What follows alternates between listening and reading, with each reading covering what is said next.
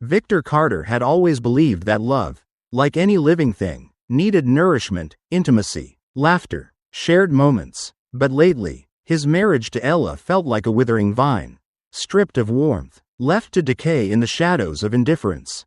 The passion that once crackled between them had dulled into a suffocating silence. Their bed a barren wasteland of unspoken resentments. At first, he dismissed it as the natural ebb and flow of long-term commitment. But something was different now. Ella was different.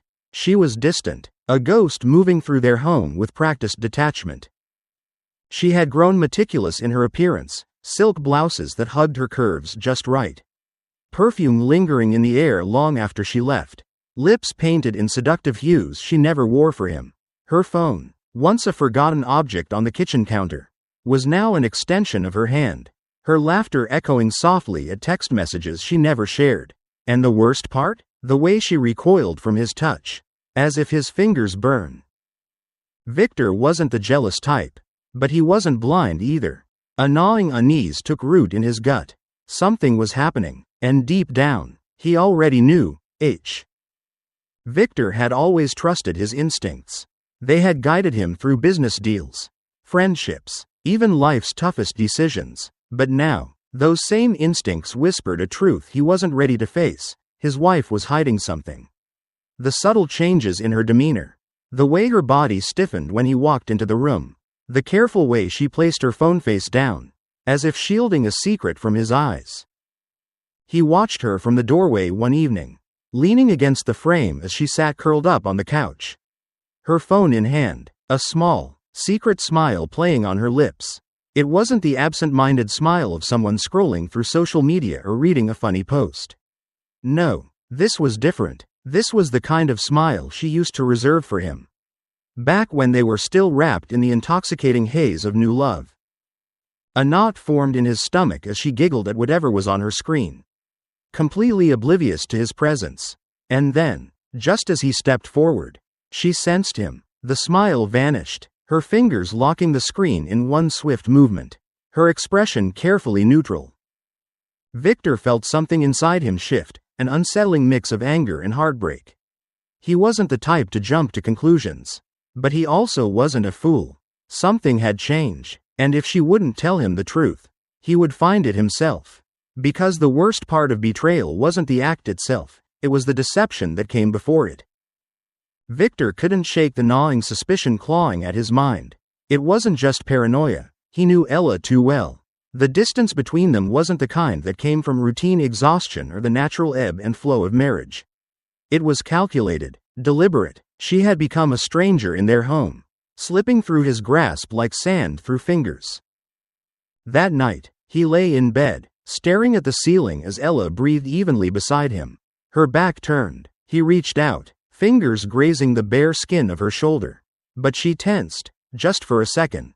Barely perceptible, but enough to make his stomach knot. He withdrew his hand, exhaling slowly. He wasn't going to ask. Not yet. Instead, he was going to do what he did best, uncover the truth. The next day, he made the call. Dylan was an old friend, a private investigator who owed him a favor. Over coffee in a quiet corner of the city, Victor slid an envelope across the table, filled with details, Ella's new habits, her work schedule, the way she always seemed to have a reason to stay out late. Dylan lifted an eyebrow. "You sure you want to do this?" Victor sipped his coffee, his jaw tightening. "I need to know." 3 weeks later, when Dylan placed a thick folder in front of him, Victor hesitated, his heart pounded, his palms sweaty. This was the moment before the storm, and deep down, he already knew, once he opened it, there was no going back. Victor sat in his car, gripping the folder with white-knuckled fingers. The weight of the truth inside felt heavier than he'd anticipated. He had prepared himself, convinced himself that whatever was in those pages, he could handle it. But as he stared at Dylan's name scrawled across the front, a sick feeling churned in his stomach. Finally, he exhaled and flipped it open. There she was, Ella, the woman he had loved for over a decade, wrapped around another man, not just any man. Dylan had noted it in bold. Damian Hale, her boss, Victor's vision blurred for a second as he took in the images. Ella, laughing over dinner, her hand resting intimately on Damien's arm. Ella, slipping into the passenger seat of his sleek black car. Ella, pressed against him in a shadowed corner of a hotel lobby. Lips barely apart. And then the final blow. A photo of them disappearing into a suite together. The timestamp damning. His pulse roared in his ears. He forced himself to read further. Dylan had documented everything: texts, call logs, late-night meetings that were never on her official schedule. And at the very bottom of the folder, a USB drive. Dylan's voice echoed in his mind. That's not even the worst part. Victor slammed the folder shut. He couldn't do this here. In the car. In public. He needed to be somewhere he could breathe. Where he could let the rage simmer without boiling over. Because one thing was certain. Ella had no idea what was coming next. Victor walked through the front door as if nothing had changed. Though everything had. The house smelled the same.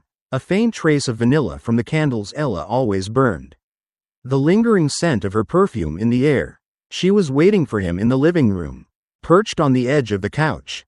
Her legs crossed elegantly. She was dressed too well for a quiet night at home. Silky blouse. Fitted skirt. Her hair styled just right.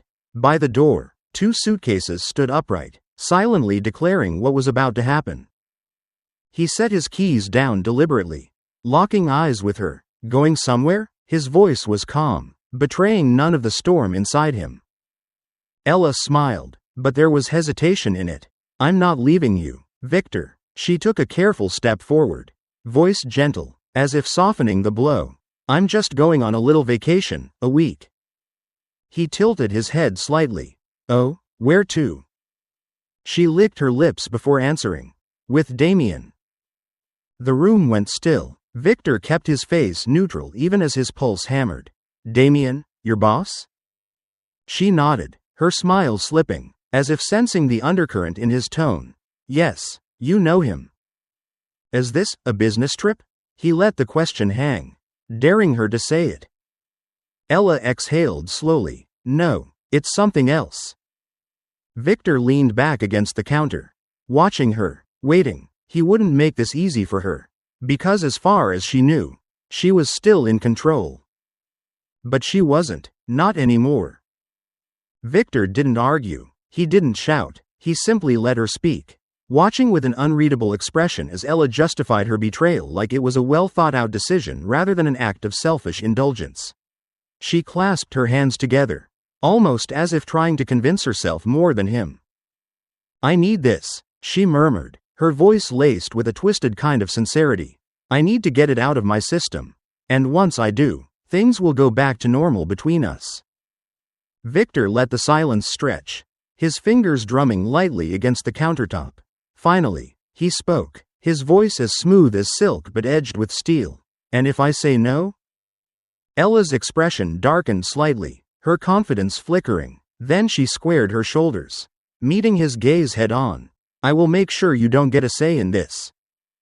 His lips curled into a slow, dangerous smile. You'd ruin my life over a vacation? Her smirk was almost cruel. If I have to. Victor exhaled, shaking his head as if amused.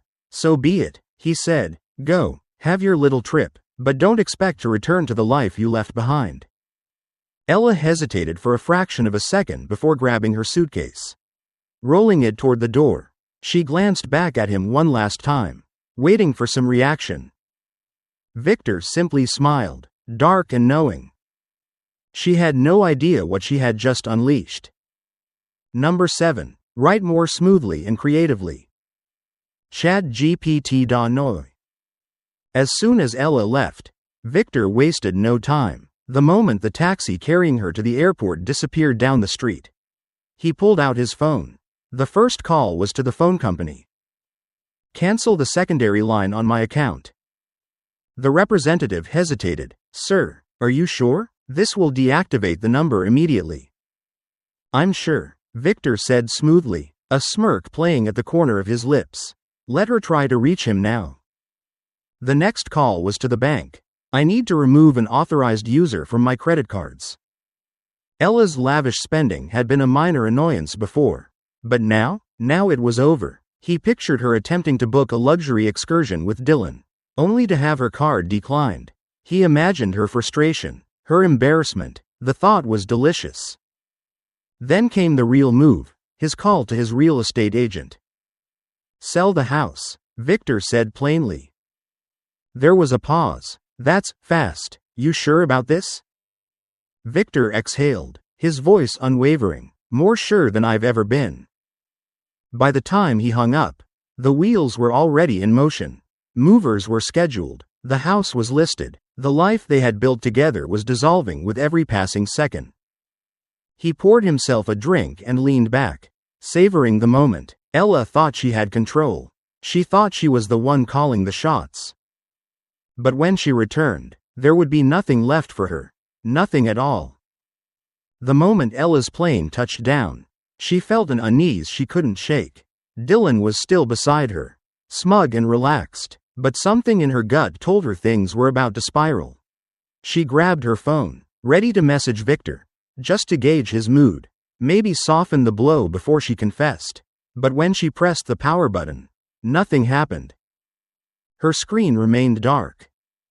Frowning, she tried again. Nothing. A pit formed in her stomach. She waved down an airport attendant. "Excuse me, my phone isn't working. Can I use a landline?" Minutes later, she was dialing Victor's number. It rang, and rang. No answer. She swallowed hard and turned to Dylan. "Can you book me a cab?" Dylan raised an eyebrow. "Why, your husband didn't send one for you?" He chuckled, but the sound grated against her nerves. She was too on edge to respond. Something was wrong. When she finally arrived at their house, her breath caught. The door was painted a different color. The porch light, once flickering, was replaced. Something wasn't right. She tried her key. It didn't fit. A moment later, the door swung open, but it wasn't Victor standing there. A woman, dressed casually, her hair pulled into a ponytail, gave Ella a puzzled look. "Can I help you?" Ella's throat went dry. "This is my house." The woman's expression hardened. "No, it's not." And just like that, her entire world collapsed. Ella stood frozen on the doorstep, her pulse hammering in her ears. The woman in front of her, calm, composed, watched her with a wary expression, her hand tightening on the doorknob as if preparing to shut it in her face. "No," Ella whispered, shaking her head. "This is my house. My husband, Victor Carter, he lives here." The woman's lips pressed into a thin line. "Victor Carter?" she echoed, as if testing the name on her tongue. Then, after a short pause, she sighed. "Look, I don't know what's going on, but we bought this house 2 weeks ago. From Victor Carter." Ella's breath left her in a rush. "That's not possible." "I think you should leave," the woman said firmly. A male voice from inside called out, asking who was at the door. Ella's legs felt weak beneath her, her vision blurred, her heartbeat erratic. The weight of it all, the betrayal, the lies, the cold, calculated precision of Victor's revenge, hit her in full force. Victor had cut her off. Completely. Her hands trembled as she fumbled for her phone. Still dead. No money. No home. No way to reach him. She stumbled back, her suitcase dragging uselessly behind her. This wasn't real. This couldn't be real. But it was. And as she stood alone in the fading sunlight, the truth settled in like a blade between her ribs. Victor had given her exactly what she wanted. And now, she had nothing. Victor watched the flames lick at the edges of the fabric, consuming it piece by piece. Ella's wedding dress, once pristine, a symbol of promises whispered in candlelight, now nothing more than ash carried away by the wind. He exhaled slowly, the weight of the past 15 years dissipating with the smoke. He had given her love, devotion, a life built on trust. She had burned it to the ground long before he did. Now, she was left with the ruins. The finality of it all settled in his chest, not as bitterness, but as liberation. He was done. No more anger, no more sorrow, just a clean slate. He turned away from the embers, walking toward a future unburdened by betrayal. The world stretched before him, vast and open, waiting to be seized. As he stepped into his car, his phone buzzed, a message from an unknown number. "Please, Victor, I have nothing left. I need you." He stared at the screen for a moment. Then, with a quiet chuckle, he deleted it. She had made her choice. Now, he was making his. Betrayal, manipulation, and heartbreak are as old as time. But in today's world, where digital footprints expose secrets and reputations can be destroyed in an instant, the stakes are even higher. This story is a stark reminder that self-respect should always come first. If someone devalues your love and loyalty, don't beg. Walk away with dignity. Protect yourself legally, emotionally, and financially. Revenge isn't about destruction, it's about reclaiming control and moving forward stronger. In the end, the best response to betrayal is success, peace, and a life so fulfilling that those who wronged you become nothing more than a forgotten mistake.